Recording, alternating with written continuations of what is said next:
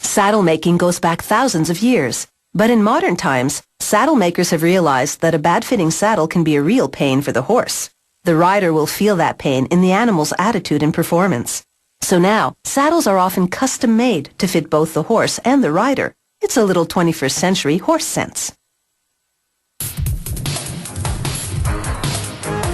To make an English saddle, they attach both rigid and flexible steel strips to a frame made of polyurethane, which is called a tree. Then they rivet a stirrup bar through the tree to the steel that's just been fastened to the underside. With a jigsaw, a worker cuts a hole in the tree and then glues foam for cushioning. Now he coats the back of the cantle, or seat, with glue and sticks a piece of leather onto it. He crimps the leather around the edges of the tree. And using a special tool for cutting leather, called a clicker knife, he carves away the extra material. Then he sprays glue onto the top of the tree and presses a layer of foam onto it. Using an ordinary kitchen knife, he slices away excess foam at the sides and carves out more foam to shape the seat.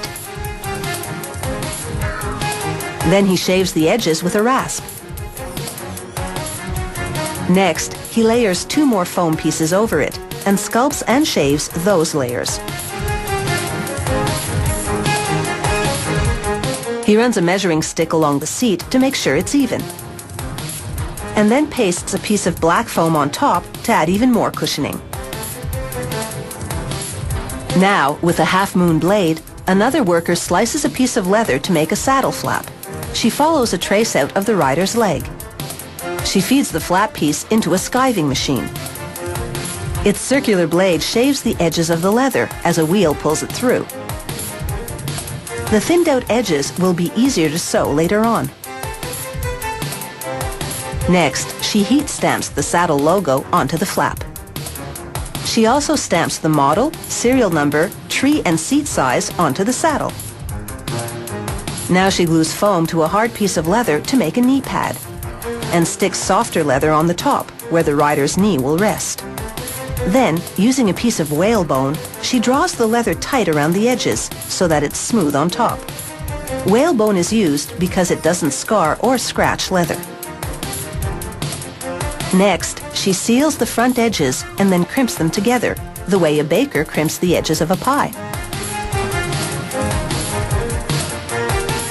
She pulls the leather tight from the backside and paints glue onto the fatter rim. Then she brushes glue onto the flap and presses the knee pad and flap together so the glue sticks. She hammers them to strengthen the bond. Then stitches them together along that glue line using a big industrial sewing machine.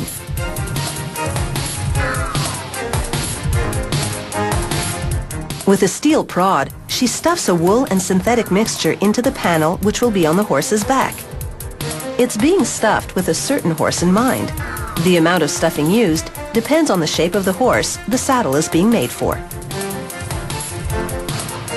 She hammers it flat with a rubber mallet and then stitches the panel to the top of the saddle. To sew through the leather layers, she makes a hole with an awl and then pulls the needle and thread through it, spraying water to keep the leather soft. She hammers the seam to get rid of any gaps between the layers. But sewing the back of the panel to the bottom of the seat is a bit trickier. She uses a curved awl and needle to work with the contours.